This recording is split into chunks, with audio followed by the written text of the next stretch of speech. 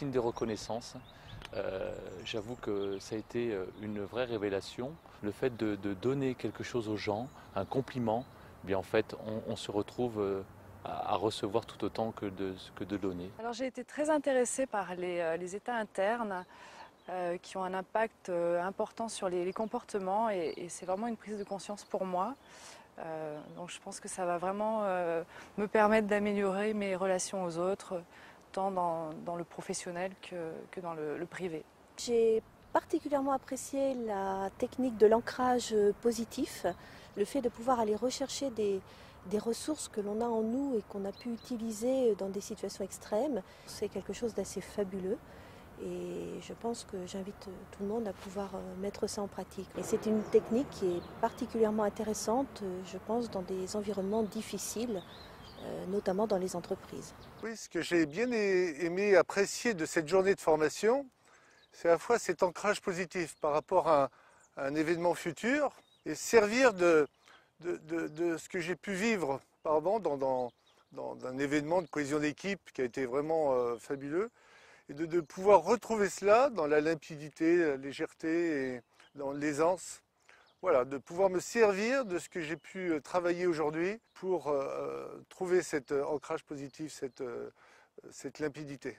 Ce qui m'a extrêmement plu et qui a été très très pertinent pour moi, c'est la puissance des états internes et de quelle manière, en fin de compte, ça conditionne tout le reste du schéma. C'est-à-dire qu'une pensée va entraîner un état et cet état va entraîner un comportement. Et pour moi, ça a été extrêmement puissant, c'est une vraie révélation.